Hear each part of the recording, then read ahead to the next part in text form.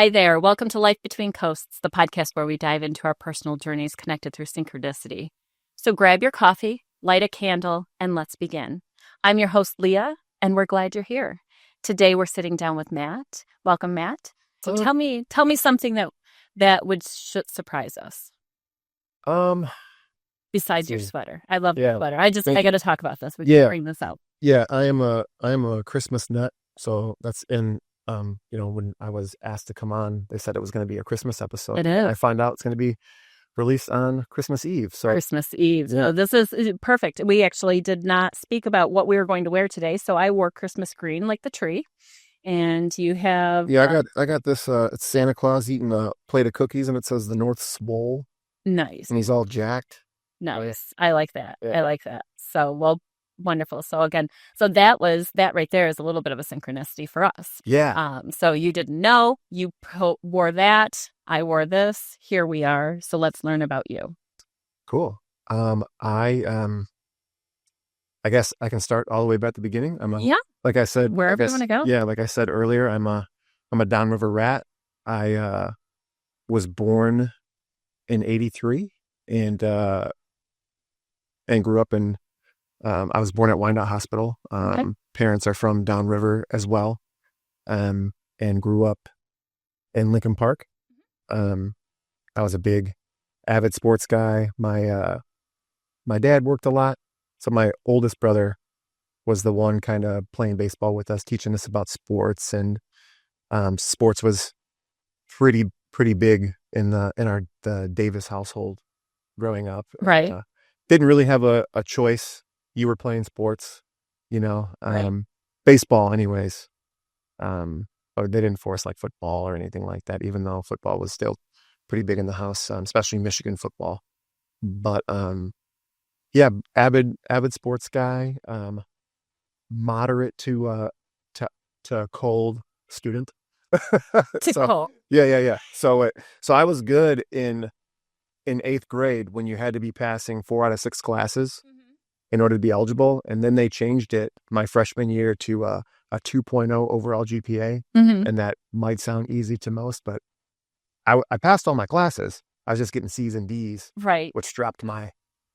Was it now? What would you attribute to that? Just lack of interest? Interest. I was an idiot. I was just hanging out with, just not doing homework. And if you had applied yourself better, you would have been. Yeah, no doubt about it. Yeah, it wasn't after, jumping way ahead, but when I became a Christian, then I got into, man, I love reading. I love history. I love, I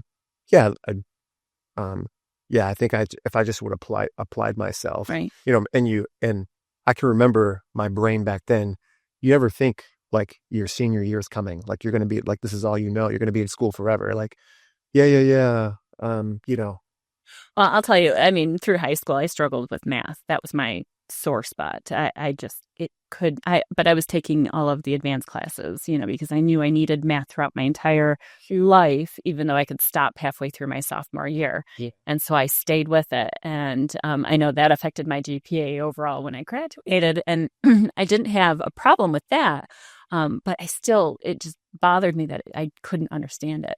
But it wasn't until I got into the real world and I'm running, $1 million budgets for properties and doing all these different variations and variances and percentages and building budgets and all these other things that all of a sudden all of that came together and I was like, got it now. I understand. Yeah, math was also tough for me, and I always go back to, all those different classes in school. I can't remember like what grade personally, but like every single grade I feel like was always I'm 42 years old, so back then it was like, you're not ever going to have a calculator in your pocket at all times.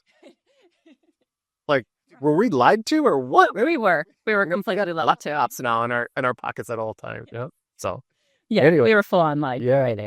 I'm a little bit older than you are, but yes, I do agree with that statement. But I think that if they would put everything in terms of money, that we would understand math a lot better, because that's when it really clicked with me. Because, like I said, it was business. It was the money side that's when all of those things actually came together for me. It was Yeah. because you're handling Start money and you're, applying it to those real world scenarios. right. And if we could just teach, because I think that's the one thing that's lacking in our education system, and not to take you off a Yeah. tangent here, No, we I go agree. back to you, but it's just that financial literacy. Yeah. Yeah.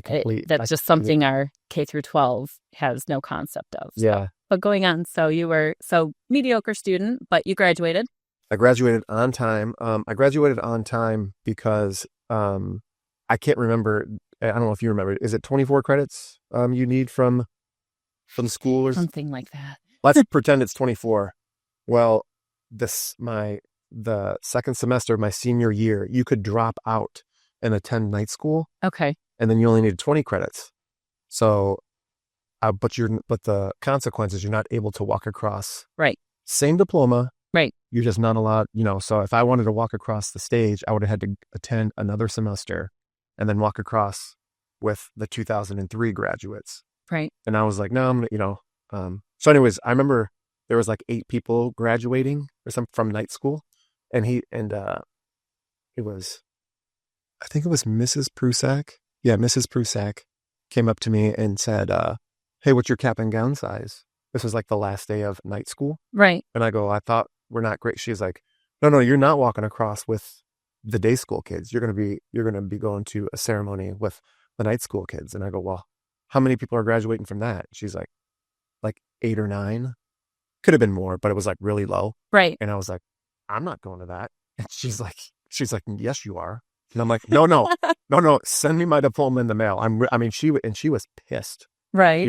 Look, you seriously not coming? I'm like, I'm seriously not coming to that. So everybody can point at me and say, oh, there goes the burnouts there. You know what I mean? But yeah. So there was always that, that school in every district. Yeah. I think that everyone said, oh, where did they go there or whatnot? But it's the same, like you said, same education, same diploma. Yeah. It applies or helps them to, or you, for instance, being at night school, is it, sometimes a scheduling thing. Yeah. You learn better in the evening. Yeah. I was able to work, full time. I was working. I remember I was working at Jiffy Lube. Oh, see. And I was working. So I was changing oil during the day, and then right. I think it was like 5 to 9:30 p.m. or something like that. I went to school and then woke up and did it all over. So yeah, it worked out because in day school you're playing sports. You're not able to really work or anything like that. You could, far more commitments, and so that takes you after school. And even if you did have a part-time job, it's only a couple hours, so you're not really earning any type of income. Sure. Yeah. And truth be told, senior year is when I started dabbling in marijuana and stuff, and a little bit more alcohol stuff. So I the nighttime was better for me. Right. So. Right. So later nights, then you didn't have to get up as early, or other for them for work. While most people just roll into work. It's just, it's different when you're younger and the work hours that you can keep, or the hours that you can keep. You can go for 22 hours, get 2 hours of sleep, and then still continue on. Yeah, absolutely. Yes. I couldn't even think about doing something like that now. No. I think about it. I see the way my kids sometimes fall asleep. Yeah. And I'm like my son, just the other day, he was sitting up and he fell asleep. We were watching the game or something. And Friday nights, I let my son stay up, even though my wife wants to kill me the next day when I let him stay up. But he fell asleep upright like this, and I thought I wouldn't be able to move the next day if I fell asleep like that. No. Oh gosh, I know. So now, so then after high school, so you dabbled a little bit into. Yeah, just hanging out. I don't know if it was, I don't want to dog anyone out, but some of my, I made the choices. It's just associates. It's associates in general, because I'm a big believer in the sum of 5. So that practice, you're the sum of the 5 people that you associate with most. Yeah. So if you associate with people that only do a certain thing, or people that decide to just not do anything and just hang out and, not get jobs and not contribute or not to do whatever, it doesn't matter. It could be the sum of anything. Yeah. But you're the sum of the 5.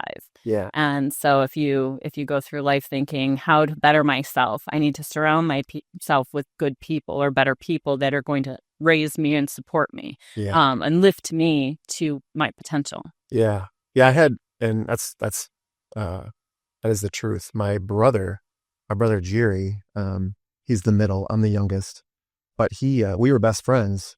We were actually just 364 days apart. Yeah, Irish twins, I guess they call it. But he surrounded himself with good people, and he was a good guy. But when I started slowly, he didn't do drugs, and so he might have drank a little bit, like Yeah. any typical high schooler or whatever. Right. But I started doing these things, and we slowly stopped hanging out less and less, and our relationship got really rocky for many years until I, you know, stopped doing those things, and Right. so yeah, And how long were you involved in that? I was involved in like just living like an idiot like that. I would say eight to well, I've been sober now for 14 years, Okay. right? 2011. Yeah. Yeah. So 2011. Congratulations. Thank you so much. But yeah, I still struggled a little bit when I tried to get sober, but it wasn't, I don't know, I was like 24, 25. Hmm. But anyways, was just, I was in jail a many hundred times. I was in, inpatient programs, outpatient programs, many rehabs, hospitals, um, I actually was sent to a mental institution at one point. My doctor sent me to a mental institution out in Madison Heights, Hmm. and I thought I was going to because I was from a cocaine bender, and I went in there, wanted to get sober, and I don't know, I think it was because I hadn't slept in a couple of days. He thought I was a little nuts, and I was at that point, so I went in there. But anyways, I sobered up, and I went there, and the people are sitting down with me. They're like, "You're not, you know, crazy." I know that's not a great term, but he's like, you're like, "Why are you here?" And I'm like, "Well, I thought this was a drug rehab." He's like, "No, this is a mental institution." So I'm like, "The heck am I doing?" He said, "I go back to my doctor," and I'm like, "Dude, what did like? I wanted to go to rehab now. What did you?" And he goes, "Well, because you come in here, I've told you many times to stop doing drugs, and you don't stop doing drugs. So I think you're crazy." It's like, "Oh, are you kidding me?" And That's not. Yeah. That's yeah. Right. dude, what? But that have you said you're in reading, you enjoy reading and things Yeah. much more now. I haven't read the full novel or biography, but the My Pillow guy. There were some excerpts from his biography. Mike something. Mike, yeah, I don't know, I can't think of his last name, but he before starting My Pillow and committing himself to the Lord and all of these things, he was on a bender where even his drug dealer called the other drug dealers and said, "Don't sell to Mike. Oh, He really? hasn't slept in this many days. Don't give him anything. Don't, Oh, wow. And so when you've got your drug dealer basically telling everyone else, Oh, don't, yeah. don't sell Yeah, yeah. to him, this is, that was Yeah. one of the parts that they had come out with. So, but Oh, wow. so I'm certain that he probably put himself down in the rails quite a few times, Oh, yeah. Yeah. I mean, I personally have not had addiction, but I've had a lot of people around me with addiction. Yeah. And so it hurts to watch it. They say But it affects, like, one addiction affects like five, no less than five people. right. Um, you know, Yeah. and And, until and they cut, if they cut the guy out, then, right. but Right. But, so, I mean, so I haven't experienced that, but, yeah. so when where would you say that you hit your bottom that started to change you? The bottom is a weird story. It was, I remember I took a bunch of pills one night. I was out with some friends, took a bunch of pills, and had to get out of this house. And I kind of hightailed it over to my cousin's house, who I was in Lincoln Park, and I went across Dix over to this neighborhood, kind of right on the border of Lincoln Park and Allen Park. Okay. And they were trying to keep. I was gone, and my cousin and her husband was trying to keep me there, and he had me in a headlock, he said, like, I don't remember, and I guess I like bit him in the chest to like get out of there. Oh, wow. Yeah, so I took off running, and it's not like I like, took skin off or anything like that, but he said I bit him and I took off running. Next thing, I must have been trying to go to the bathroom. It was like a winter night like this. And the next thing I know, my mom is waking me up with my pants down. I must have passed out while I'm trying to go to the bathroom. Oh, wow. And my mom was waking me up. She didn't know where I was. She knew, I think my cousin had called my mom and notified her that I was, Matt again is acting nuts. And so she was just driving around Lincoln Park, and she'll to this day, she'll tell you that the Lord took her right to me.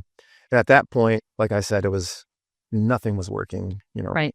jail, hospitals, rehabs. And my mom worked at a little grocery store. I did too, but my mom worked at a grocery store for about 30 years, give or take, Shirley's Market. It's now Los Arcos. They had great Mexican food there now, but Okay. in Lincoln Park.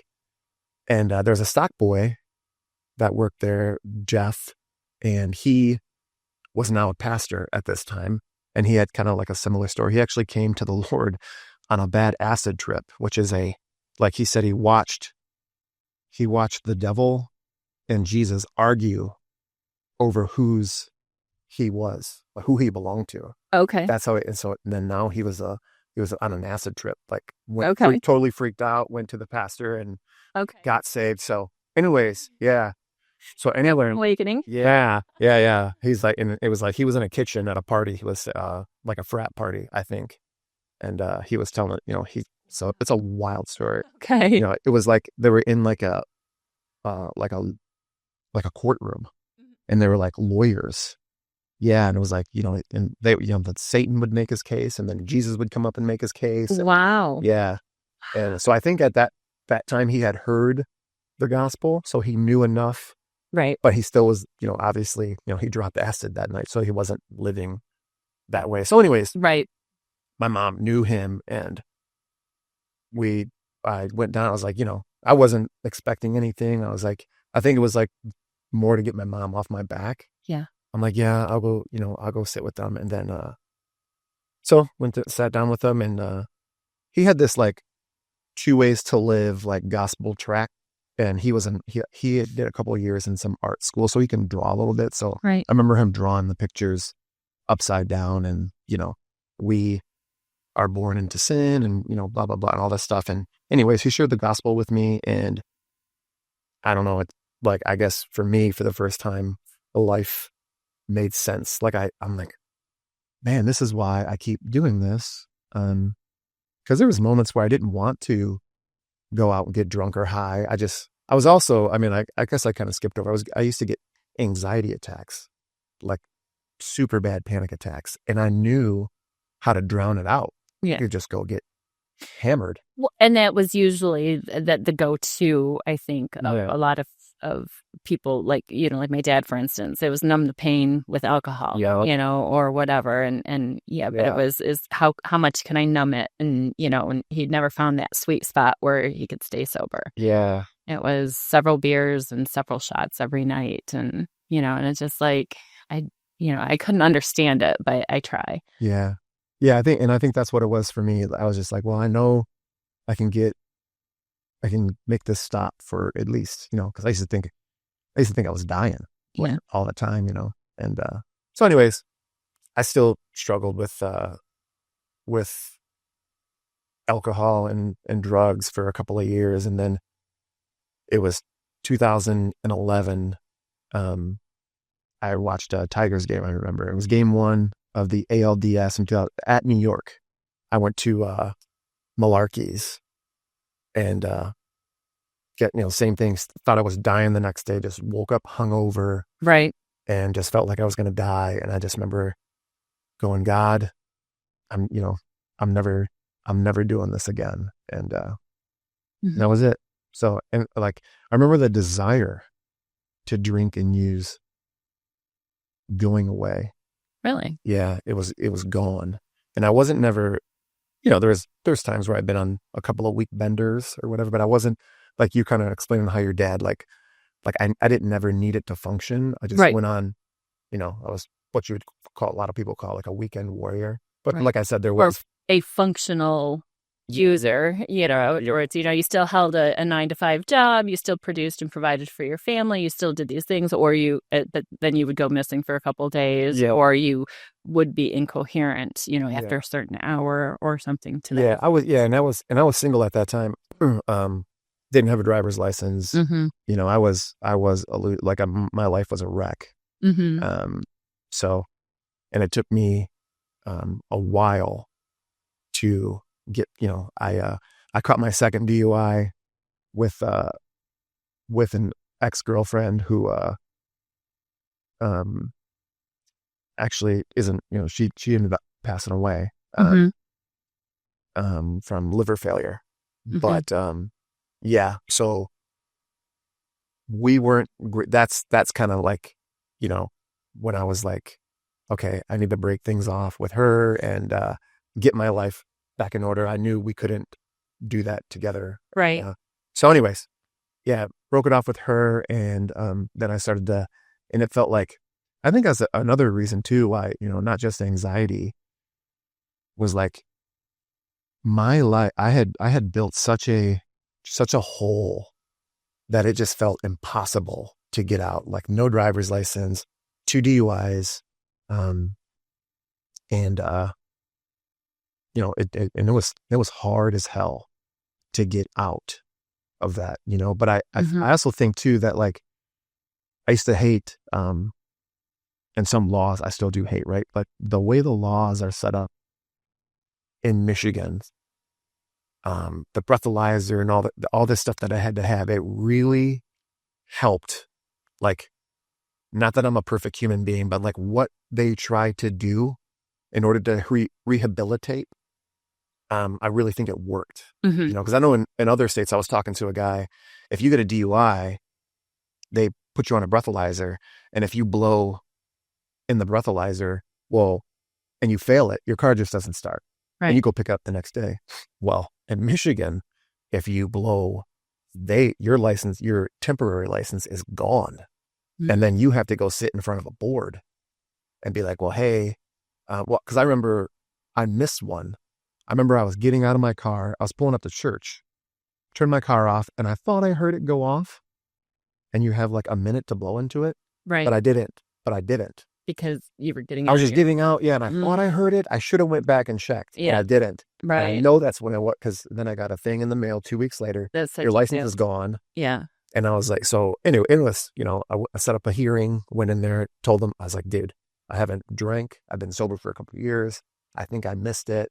And, and they're like, oh, easy explanation. Yeah. Yeah. You were, this was what, probably a morning or afternoon. You're not going here at like 10 o'clock at night. Those are like, they see what time and date stamps and stuff like that just to verify. Yeah. And I probably had taken one just, because you got to do it before you start the car up. Right. And I mean, you can be, if you're driving somewhere for an hour, it goes off usually every 15 minutes. So you'll have to grab it and blow like while you're driving. Oh, okay. No texting and driving, but you can take breathalyzers while driving. That's safe, guys. Well, you know what? The way, and I agree with no texting and driving. I just had to make a joke. No. I've said it before, that people need to look at getting behind the wheel of a car just like pulling the trigger of a gun. Yeah. The two are the same. They're both deadly. And more people die from car accidents because of texting or DUIs or drunk driving or, all these other things, aggressive speeds. I mean, speeds is definitely a killer. Yeah. But a lot of it's distracted. And so if we can just say, I'm getting behind the wheel of a deadly weapon and make that, understanding, then we need to all be more patient and more just cognizant of what's going on around us. Look beyond our windshield or the hood of our car. Look a half a mile ahead of us to see what's happening. Yeah, it's interesting you say that because I was wrestling around with my 6.5-year-old today. And I thought, man, he's halfway to being a teenager. And then I started thinking about that. I was like, man, he's going to be driving at 16. And I thought it's really weird, arbitrary, like what we, 16, drive, but you can't have a cigarette till you're 18, Right. But But and if you're a male, you have to sign up for conscription. So you're giving your life to the country. Yeah. Yeah. There's a great meme that do you know the memes with, I'm a huge meme fan. There's a meme with the guys from the one show, Pawn Stars. Okay. And it says, hey, at the top, it says, hey, I want a beer. And that's like supposed to be the guy coming in presenting something to South. And it's the guy from Pawn Stars. It says, I'm 18, I want a beer. And at the bottom, it says, best I can do is war. Yeah. And I just think that's hilarious. Sad, but really funny. Right. But I mean, that's the one thing that, a lot of people don't think about, that you're, 17 and a male, you get that card in the mailbox that says, hey, sign up for the draft just in case we invoke it. Yeah. You can't have cigarettes, you can't have beer, but you can give your life. Yeah. It's wild. Yes. So, so then going back, so now you've given yourself, you just asked for, you've basically surrendered yourself. Yeah. You said, God, I don't want to live like this anymore. Yeah. And said, you've just released at that point. Yeah. So what steps did you take after that? You said your want for drinking or for doing anything, you didn't have that urge to do it. Yeah. What steps did you then at that point start to take? Yeah, the drink, and well, I think the biggest thing for me is my family hadn't abandoned me yet. My brother Jiri, I was renting a room off him at that time, and he was extremely, extremely gracious. My mom as well, but I just, made a list of things that I need to do, that I need to do. I need to get a driver's license. Right. And I need to stay sober. So I would tell anybody that if they got a couple of DUIs, cause I know a lot of people that are like, they'll go to these meetings, but they don't actually stay sober. Mm-hmm. The panel in Michigan will sniff that stuff out. They know the lingo and they know, who's sober. They're not idiots, so I stayed sober, and I went to AA meetings, I went to NA meetings, and saved money. I was working at ABC Warehouse at the time, at doing sales, and just kept attending church, kept reading my Bible, and worked with people at church. Really, my pastor at that time, Jeff, we developed a great relationship. I just talked to him last night. He actually just got his doctorates just recently. Like, he was driving, when I was talking to him, he was driving home from his doctorate ceremony. Oh, nice. Yeah. And but he kind of took me under his wing, and I didn't know anything. I was a 26, 27-year-old child. I didn't know anything about a mortgage. Mm-hmm. I didn't know, and he just, he basically just said, hey man, you need to grow up, and he showed me how to do that. So yeah, Did you, the question would be, you said your dad, your older brother was more involved in the sports and helping with that. Oldest brother. Yeah. Your oldest brother. Yeah. And so your dad, he just worked a lot, or? Yeah. Yep. That's exactly right. So it was the what's the song? I'm going to be like, Cats in the Cradle. Do you know, oh gosh, Alexis, look it up. It's a Harry, gosh, I can't think of it. Anyways, but it's when it's about the dad, asking the dad to play ball or do these things. Yes. Harry Chapin, Cats in the Cradle. So listen to that song. Okay. But Well, it's epitome of that. It's just the dad being too busy to be part of the son's life. yeah. And so then when the dad grows older and then asks the son to participate in his life, he's like, I'm too busy, Dad. I've got kids, I've got family, I've got job. I'm not there for you now because, kind of you weren't there for me, so it's kind of like that's just how the story A goes. sad song. It is, but it's a really good tune. Yeah, yeah.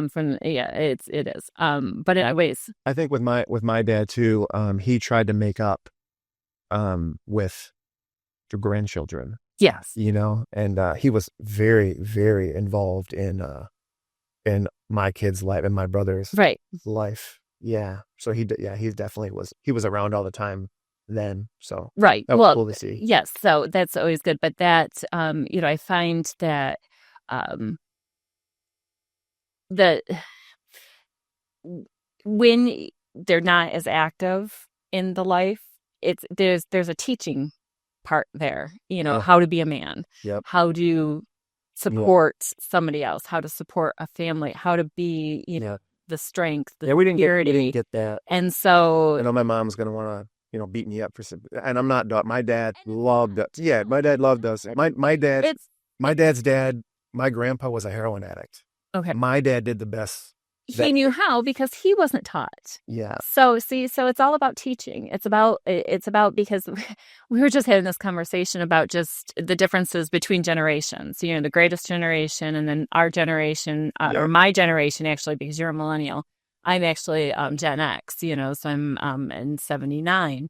And so the cutoff is 80, but the early Gen X is 65. So then they relate more to the boomers. But you can tell, the breaking point of where, they call us that latchkey generation or that, other silent generation or whatever they want to call us. But we kind of screwed up when we started raising our own kids, because which I didn't raise mine, but this is my own personal opinion, is that we wanted everybody around. We wanted everybody to be happy. So I see more of that snowplow and helicopter and pushing obstacles out of the way instead of letting the child figure it out. Yeah. Because I see a lot more younger millennials, or now the other generations, I can't remember all the names, but when they come up to that obstacle, they freeze because somebody's always been there to fix it. Yep.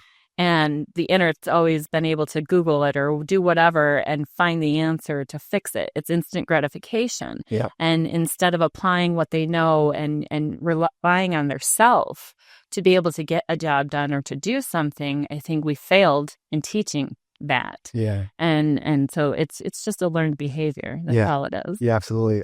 We live in a society now that chases comfort instead of doing feel good. Yeah. If it feels good, do it. That's basically what it comes down to. And sometimes, and if it pains us, we don't want to do it or we push it under the rug. And I think, so that's where the honesty part, it hurts, because when you're honest with somebody and tell them the truth or what you're feeling, what your true feelings are, sometimes that I think bruises people a lot more because they don't know how to handle it, or even a compliment though.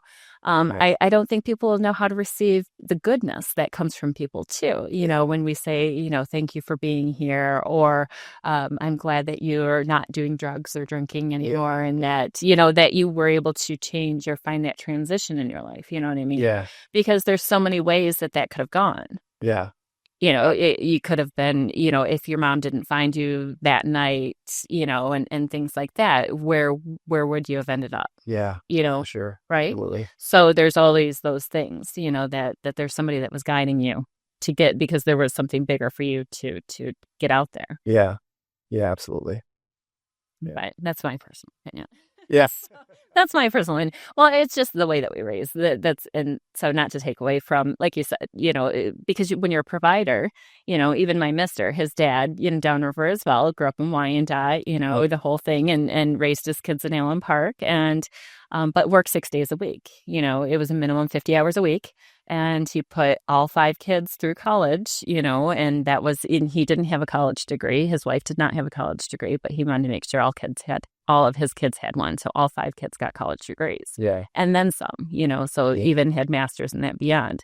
So it's he was a provider, so Yeah. he got you to be able to do that. But Yeah, it's interesting too, because I feel like when the providing is mentioned in, marriages or whatever, the man providing or whatever, and it's always a lot of people, it's strictly financial, yeah, and it's not, but in never, financial, a lot of it is learning how to say no, yeah, manage your money better. yeah, You don't have to work overtime. You don't have to work 60. My dad worked 12 hours, 7 days, sometimes 16 for 15 years, yeah, and all the way up to the day he died is that, I did what I had to do. I did what I had to do. And, hmm. there's a part of me that's like, I wish you were there. yeah, it's over. It's over. It's done with. So you don't want to make him feel like Mm. crap, and so you're like, well, you could have, Yeah, you could have came to my baseball games. My mom, on the other hand, she didn't miss a game. right. Um,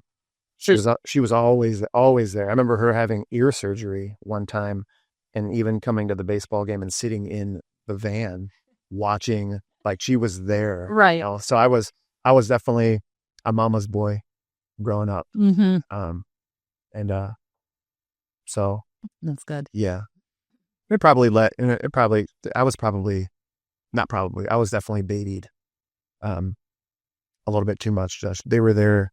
She was there to bail me out of jail every single time I went out of jail, Mm-hmm. or I needed to get out of jail. And there's probably, she probably should have left me in there, and let me, and might have happened sooner. I might have, I have a common saying, and this sounds terrible, so I apologize in advance. yeah, But I always say, even Jeffrey Dahmer's mother loved him.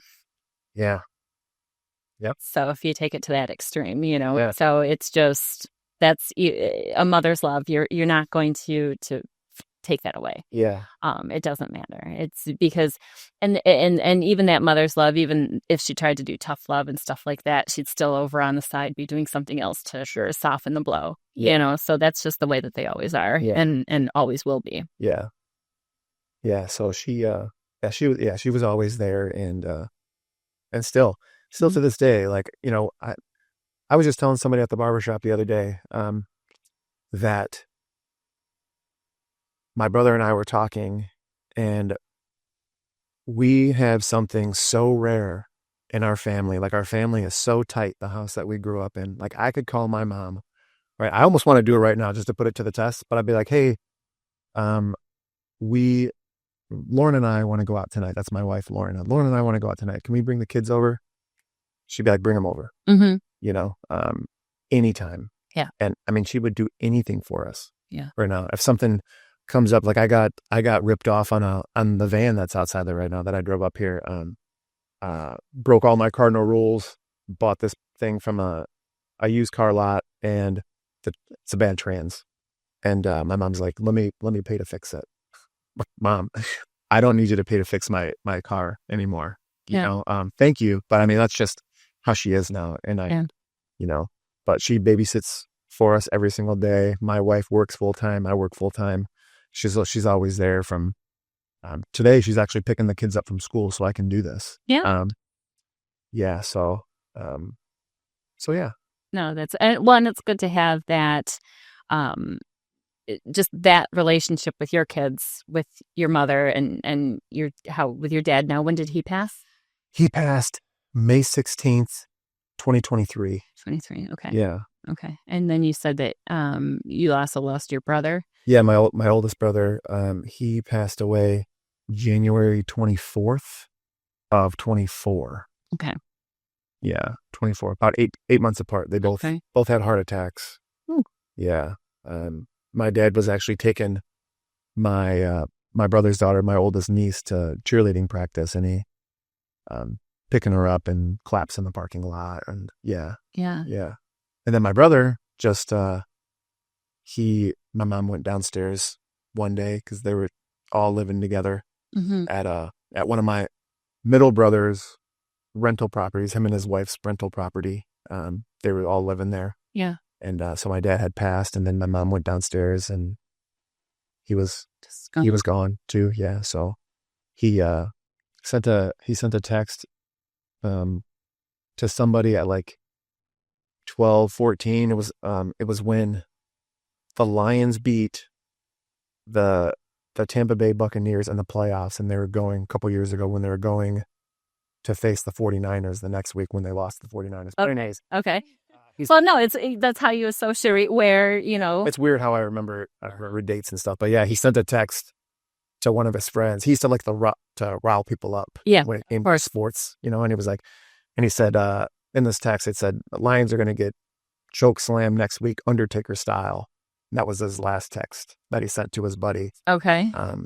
But he was a Lions fan, even bigger Michigan fan. So he died about 2 or 3 weeks. I can't remember when Michigan won the national championship, but he actually got to see Michigan. He passed away 2 or 3 weeks after Michigan won the national championship. He was ecstatic. Oh, he was just, yeah. Oh, yeah. And at least he didn't get to see the blowout that just occurred. Yeah. No, he did. No. Well, he's probably watching it, so he's probably got the best seat, Yeah, but he would be saying, I can hear it. It's weird, when people say like somebody passes away, right? Like it's like, well, you keep them alive. I used to always just think that was just like something nice to say, but it's like, man, I can hear him, dude, Michigan's, dude, they paid $10 million for this quarterback and blah, blah, blah, blah, I dig, and I can hear him, and there's and I do the same thing with my dad. Like I was out to eat at Texas de Brazil with my wife, and there's a black dude sitting over in the corner, and he had like my dad dressed a certain way, and he liked jewelry. This is actually his watch, and, right. But he had this like Kangol hat on, and I could hear my dad going, dude, look at that dude. Oh, that's a badass hat, right? And so I walked over to this guy. I go, hey man, my name's Matt. I just, and at this time I think it was like not even a year. I had lost my dad. Right. And I can just hear my dad. He died of a heart attack. I said, I just hear my dad complimenting your outfit, bro. And he goes, man, I appreciate that. And we complete stranger. I didn't know who the guy was. And we hugged. And he's like, I'm sorry about your dad. I appreciate that. But I feel like, you keep them alive like that. Yes. Yes. And so it's not just like a nice thing. Just like they're a part of you. Well, and that's why I interject a lot of stories that have come from my family because they're not here to tell it. Yeah. So it's just like, I just, the funny things, my mom was opinionated. She was really opinionated. I mean, even when you didn't want to hear her opinion, she let you know. Oh, sure. And but she was especially like the way that people dress. Oh my gosh. But she was her big thing. And that's probably why I dress the way that I dress is, leave something for imagination. Leave something for the imagination. Yeah. If you have a slit in your skirt, then you just see a peek of the leg or a little touch of the skin. You don't have to bare it all and give it away because the imagination will drive somebody more wild than seeing it all. And so it's just like little tidbits like that, and but it's also about self-respect. You're not, showing everybody everything either, and I don't care what size you are. You could be a 00 or a 3X or whatever, but spandex don't belong outside your front door. Yeah. I don't care. I'm sorry. I am so over spandex and such tight things. It's not appropriate for anybody. Yeah. I just can't deal with it. Yeah, my goodness. I know you mentioned that your Lauren, right? He grew up in Allen Park and over by Cabrini or whatever. Yes. And it makes me think of the Cabrini Festival. Yeah. You're talking about, people, oh my gosh, these young girls, man. Yeah, they bear it all. Yeah, and it's just it's like, and I'm convinced. I'm talking to my wife. I'm like, I'm convinced that these kids have to be like the movies where they like walk out of the house wearing one thing and then they get dressed because no way anybody's letting their or mom and dad aren't there. Yeah. Or they're staying at a friend's house where mom and dad are, and they all leave that way. My wife's like, you'd be surprised, and I'm like, man, but the problem is there are people that are my age that, have their 15, 16, 17, 18-year-old girl that can share some of their clothes. So now they're wearing their daughter's clothes and it's just like, no, you can still dress your age without looking old. Yeah, You yeah, know, I mean, the 60 is the new 50 or 40 or whatever they want to say because we all are looking younger and we're dressing younger and we feel younger and we act younger. yeah. But there's limitations on what we should be wearing, Sure. Yep. I think. Yeah. Again, personal opinion, but Yeah. you know, it's just, Yeah. I think it's just how we present ourselves. Yeah. It should just be, you know, and like what they were saying about the airlines and things and dressing up more and not wear sweats or pajamas and things like that. It's like, yeah, leave your pajamas at home. Yeah. And, you know, I personally, again, there's certain things I won't wear sweatpants or spandex outside of my front door. Yeah. I don't, or pajama bottoms. Yeah. You know, I just don't think it's Yeah, appropriate. I think my kid's school, so I could be wrong. So if somebody, calls my wife and fact checks me, they have a pajama day, and I'm pretty sure we have not participated in that because we don't wear pajamas outside. Yes. So, Yeah. but yeah, even though it's pajama day, and I'm not, anybody can do what they want with their kids, but we just don't. Yeah, I get the comfortable, especially after COVID. Everybody, that's what we lived in for 2 years, you know, right? But Yeah. it's just, I think we can be better. Yeah. That's, Yeah. that's That's weird. Yeah. You see these old, 1940 films and stuff like that. Everybody's wearing a suit. Oh, yes. Ladies are wearing Nice. hats, long dresses, pearls, and yeah. And we don't have to go that far because I don't do heels or dresses. Maybe a long skirt, but yeah, that's to the point where we get that. So now fast forward. So Jeff took you under his wing. He brought you into the church. So you started living just drug free, alcohol free. You meet Lauren. Yep. Yep. And yeah, so I had Lauren grew up the complete opposite of me. Okay. She became a Christian in high school. And so she didn't have, she grew up in Livonia, Canton, right. at Westland, area. And, yeah, she just didn't have a rough upbringing like me. So here I am, this, guy with a record a mile long. And I remember, we went on our first date, and I thought, we're like I said, we're both Christians, and we're both 30. She's 2 years older than me, so she was 35 and I was 33. Okay. Roughly. And so we got right to it. This is, we're, first date, we're like, we want to be married. I want to be married. I want children, blah blah blah. And I'm not playing, pretty much just, we're not playing around. And right. So but I remember thinking wow, man, this girl's so beautiful. She's so smart. I remember asking her pointedly, she took offense, we laugh about it now, but I remember going, what's wrong with you?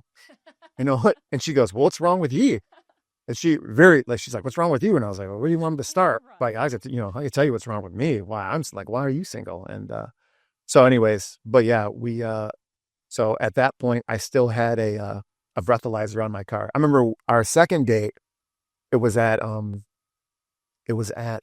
Mexican restaurant in Dearborn. Mm-hmm. And so we went and got some coffee, and I remember we read some scripture together, and she was driving me back because we went in her car because I didn't want her to see the breathalyzer. Right. And so I got back, and I guess she has this rule that she's got to wait till everybody's car starts up. So she's parked next to me. Oh, so she had to watch you. Yeah, so I'm just kind of sitting there. Yeah, I'm kind of sitting there not, and she's just sitting there next to me. I'm like, hey, yeah. I'm like, see, yeah. But she's not budging. Oh, shoot. So I grab this thing, and I'm boom, and then sit, and I don't know if we called each other or something like that, or if I even rolled my window down. But I remember going, cat's out of the bag now. Yeah. Hey, but she knew about my past with alcohol and drugs. And right. Hey, still got this breathalyzer on my car. And so keeps you honest. Yeah. Think about it that way. But it was funny. Well, she wouldn't have judged me. I don't know why I was well, no, but that's what love is. Love is, you have to feel all the emotions, you have to feel all the senses, you have to see all the warts, the scars, the the bad, the ugly. So that's when that love actually exists, because if you can bear yourself like that to somebody, it's important. Yeah, it's great. Yeah, I still to this day, I'm like, this chick likes me. Like, why does she, Yeah. why didn't How have, many kids did you have? we have two. Okay. We have Titus, who is 6.5, and then we have my daughter Noelle, who's 4. She'll be 5 in June, but both good kids. And Noelle obviously stems from my love for Christmas. Mm-hmm. So, but yeah, she's I remember just wanting boys, like I want boys. And Yeah. but for some reason I thought that like I wouldn't be as happy with a daughter. I know that sounds horrible, okay, but I was You don't so relate to you're like, yeah, I don't relate. I was so wrong. But then you figure out, Oh no, my it's goodness, different. that is, my wife will tell me that she's wrapped around my, I got her wrapped around her finger. But yeah, that's my baby girl. So, but yeah. And then, so now so we said you're 14 years sober? 14 years sober, yeah. And when did you, now, barbershop, when did you open up the barbershop? Perfect timing. I bought that in 2020. Uh-huh. Beautiful timing to open up a barbershop, to run a business. Yeah, open up and then close for 2 years. Yeah, we started the process actually this time, 2019, and then, all the paperwork, as I'm sure you're familiar with, and we didn't wrap it up till January something 2020, and then it was like right around when Kobe Bryant died. I remember, and then 2020 is rough, man. And then I did the remodeling. I had a buddy come in and remodel it because it was a flower shop. Okay. Didn't have many updates. But I got a great price in the building, and put about 40 grand into it to remodel it. And that was February 14th. I believe Valentine's Day 2020 was the date that the city of Allen Park came and inspected, since the building guy and the fire chief, they came in and they're like, you're good to go. Right. And so it was February 14th, 2020. And I believe March 14th, like a month. I was going to say it was probably. But I remember I closed down myself because I didn't know what was going on, and everybody's kind of freaking out. But I remember I closed down a day early because the next day, the government was like, it was up in the air. They were talking about it. But yeah, you got to be closed down. So, and I think we were able to open back up in like June. Yeah. June 22nd. But business was still very slow and things initially, I'm certain. No. Not for you? Oh. Not for Barb. Well, no, that's right. Because, initially that's right. Because everybody was. I had to hire another bar, nobody. That's right. I forget about that. Where nobody had. See, I don't go. Driving to Ohio. I'm so sorry. I go in for my annual haircut. Yeah. I'm horrible. Yeah. I mean, I see you having a barbershop, even but I go in for an annual haircut. I'm terrible about, so I really don't think about going in and doing anything, like on a 4 to 6 week type schedule. So I do realize, there was a lot of color, and all the newscasters all went gray and stuff like that. Yeah. I was booked out for about a month. Like I had no time spots. Yeah. Yeah. So booked out for about a month, and it was crazy when we were allowed to go back. Yeah. So, So, well, Matt, is there anything else that you really want to tell us about you? Your family? Any message that you'd like to deliver? What's the name of your barbershop? My barbershop is First Impressions Barbershop of Allen Park. Okay. And where's it located? It is located at 8441 Park Ave in Allen Park, Michigan. And do you have a website? Yes, firstimpressionsbarbershop.org. Okay. Sometimes we take walk-ins, but the website works best. Yeah, definitely schedule. Well, I mean, when you're doing barber creations, I mean, those are appointments are definitely usually booked up when you have a certain specialty. Now, what and then going back, is there anything any message, whether it be from what you've learned through your life, your ups and downs, when you find yourself low, how to bring yourself up? Yeah, I think like for me, I've been through a lot in the last couple of years with the death of my family, with my dad and my brother.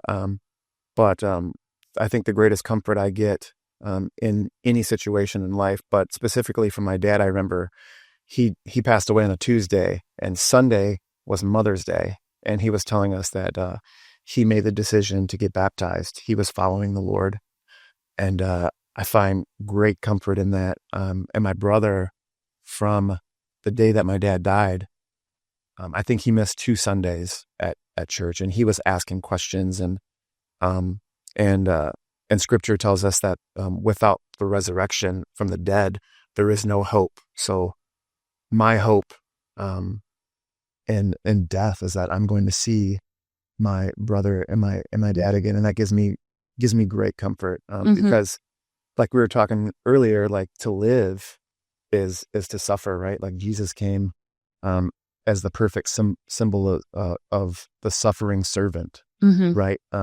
So we're gonna suffer, but it's how do we respond instead of chasing wanting to be comfort all the time. We have to be resilient, but resilient. and not live in that response type. Be instead of reacting to what happens. Yeah. Being able to adjust our flow, and just glide through it, or we're going to have good days, we're going to have bad days, but it's just how we react to it and what choices we make as we go forward. Yeah, sure. And so, Matt, what as I ask with every guest that comes on, what would you say your personal anthem would be? Mine, the thing that comes to mind is Forrest Frank, "Your Way's Better." Do you know that song or no? No, I'm gonna have to listen to it. Yeah, he's a Christian artist, but I just see my my son too, but it's like kind of like hip hop. I dabble a little bit. I mean, Lauren Daigle. Yeah. I like a lot of her songs, and actually on the playlist, I think there's 3 of her songs on my anthem list that have already been contributed. Yeah. So I'm glad to add another. Yeah, there's one more too. Yeah, because Alexa said it could be multiple songs. it can be. Yeah, there's one by an artist called Brandon Lake, and it's called Daddy's DNA. Okay, he's done some work with like Jelly Roll and stuff like that, but Daddy's DNA, that one kind of makes me cry. Yeah. Yeah. So, but it's really a story about the prodigal son, if you're familiar, living one way and then coming back. And, but my daddy told me not to live a certain way. And I could just remember my dad telling me not to do things. So it makes me kind of resonates with Yeah. So beautiful song though. I look forward to listening to both of them. So I'm going to add both, listen to both, because that's one thing that I do go back and do is I start the playlist and I just listen to it and I start it after the songs that I've added so I can hear the songs of all of my guests because they're different genres, different types of music that I wouldn't normally go to.